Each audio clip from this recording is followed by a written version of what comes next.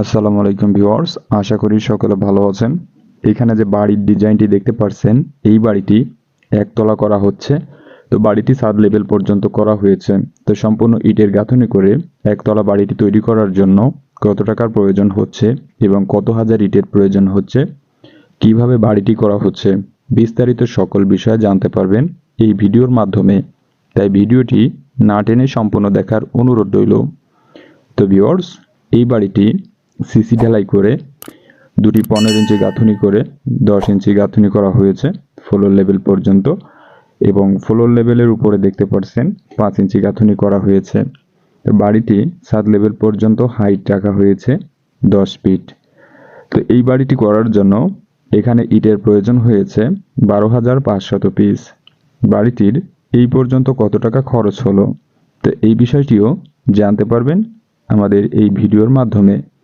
তো viewers, brick foundation বাড়ি করার ক্ষেত্রে কি সুবিধা রয়েছে এবং কি অসুবিধা রয়েছে।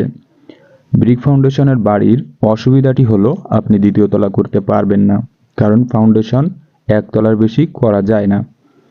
তো আপনার যে সুবিধাটি পাচ্ছেন সেটি হলো খরচটি অনেক কমের ভেতর বাড়িটি করা সম্ভব হবে। এই দিক থেকে আপনি একটি সুবিধা পাবেন। তো যদি আপনি একতলা বাড়ি করার চিন্তা করে থাকেন, তাহলে আপনি এভাবে আপনার বাড়িটি তৈরি করতে পারেন। তো একতলার ক্ষেত্রে কোনো প্রকার ঝুঁকি থাকবে না, যদি আপনি যেই জায়গাটিতে বাড়িটি তৈরি করবেন সেই জায়গার মাটি দুর্বল না থাকে। তো এই যে জায়গায় বাড়িটি তৈরি করা হয়েছে, এখানে বালু ভরাট করা হয়েছে 2 থেকে 3 বছর আগে, যার জন্য এই বাড়িটি এভাবে করা, কোনো প্রকার ঝুঁকি নাই। তার উপরে আবার সিসি ঢালাই করা হয়েছে। তো সিসি ঢালাইটি করার জন্য এখানে 10 মিলি রড ব্যবহার করা হয়েছে এবং ঢালাইটিও যথেষ্ট প্রোটেকশনফুলভাবেই করা হয়েছে। তো আপনি যদি বাড়ি করেন, তো সেই ক্ষেত্রে যেইখানে যেটি প্রয়োজন, তো সেইখানে সেটি অবশ্যই করতে হবে। না হলে পরবর্তী সময়ে বাড়িটি কমপ্লিট হওয়ার পরে আপনি ইচ্ছা করলেও সেই কাজগুলো করতে পারবেন না।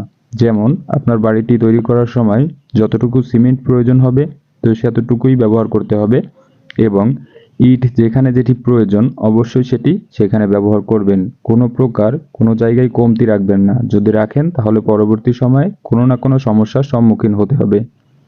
যার কারণে বাড়ি করার আগে এই সকল বিষয়গুলো অবশ্যই মাথায় রেখে বাড়ির কাজটি শুরু করবেন।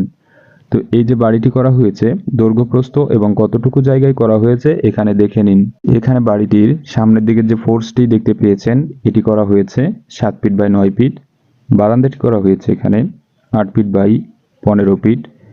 বারান্দার সঙ্গে এই সাইডে একটি রুম করা হয়েছে, যেটি 9 ফিট বাই 10 ফিট। এখানে রয়েছে এস্টার রুম 7 ফিট বাই 12 ফিট। এই সাইডে রয়েছে কিচেন এবং ডাইনিং রুম।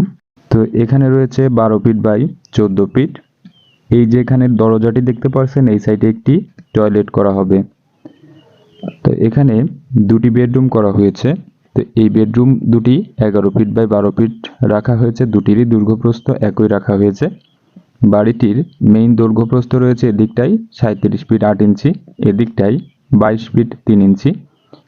বাড়িটির মোট স্কোয়ার ফিট রয়েছে 842 স্কোয়ার ফিট।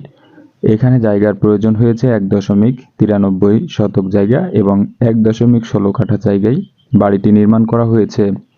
তো ভিউয়ার্স, এই যে বাড়িটি যতটুকু কাজ করা হয়েছে, এতটুকু কাজ করার জন্য এখানে খরচ হয়েছে 4,42,000 টাকা।